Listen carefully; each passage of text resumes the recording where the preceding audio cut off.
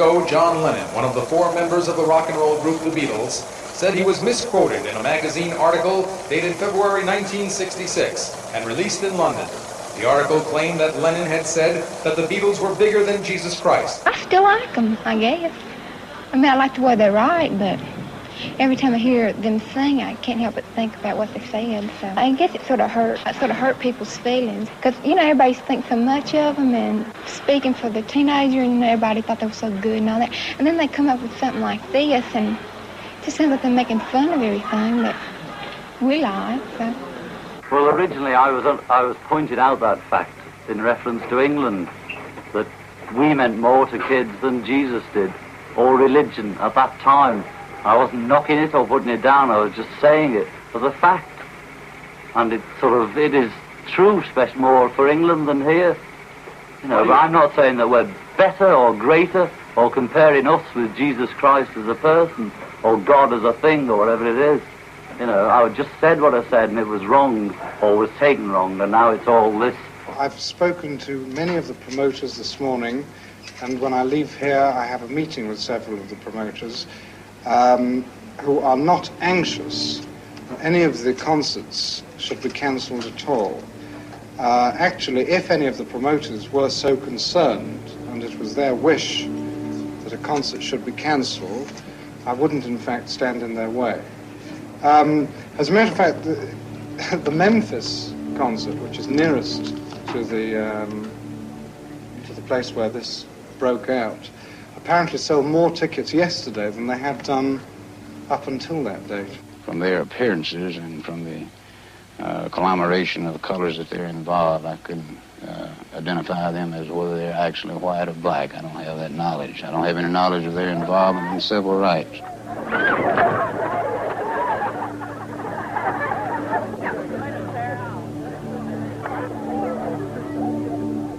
The only attitude I could assume that they're interested in one thing, and that's the greenback dollar and what money they could get. If it would be popular to be black, I'm sure they'd consider themselves black. If it's popular to be white, they'd be white. All they're after is the fast buck that they can get. I'd been home about a couple of days, and Brian, he'd organised a flat for me near to his home. And although I was very sad, I was very thrilled. I was going to live near Brian. Brian was going to America the following week. He was doing a TV program. He actually asked me to go with him, and I regretted this, but I said I felt it was a little soon after his father died. And a friend of the family, who happened to be a doctor, they got in touch with Clive, and they came along and told me. But for those first few, I don't know how long, I was just stunned. Nothing seemed to register at all. You're obviously missing a great deal still. Dreadfully.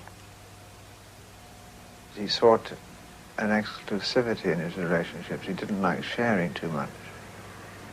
He was the following things: very funny, very romantic, very sensitive to beautiful things.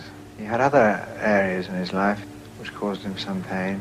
We never knew where he went at night, and he often seemed to be depressed. He was often lonely, and like a lot of people who seemed to have a full address book, there were times he couldn't always reach people. If he didn't make plans, you can find yourself with an empty evening, and if you're used to a lot of people and nobody answers the phone that night, he would get very depressed and paranoid and think that it was all over. And it was in one of those weekends he died. John, where would you be today without Mr. Epstein? I don't know. Are you driving down to London tonight? Yes, somebody's taking us down here. You heard the news this afternoon, I believe. Yes. And Paul's already gone down? Yes. I see. You've no idea what your plans are for tomorrow? No, we'd just go and find out, and just have to play everything by ear. Yes. I understand that Mr. Epstein was to be initiated here tomorrow. Yes. When was he coming up? Was he coming up in the afternoon? Tomorrow, just Monday, that's all we knew. And he was equally as interested as we are. But he wanted to know about life as much as we do. I spoke to him Wednesday evening, the evening before we first saw Maharishi's lecture, and he was in great spirits. I understand that this afternoon Maharishi conferred with you all. Could I ask you what advice he offered you? He told us not to get overwhelmed by grief, and to whatever thoughts we have of Brian, to keep them happy, because any thoughts we have of him will travel to him wherever he is. Yesterday, all my troubles seem so far away. Now it looks as though they're here to stay. Oh, I believe in yesterday. Suddenly, I'm not half the man I used to be. There's a shadow hanging over me. Oh, yesterday came suddenly. Why she had to go, I don't know. She wouldn't say. I said something wrong. Now I long for yesterday. Yesterday, love was such an easy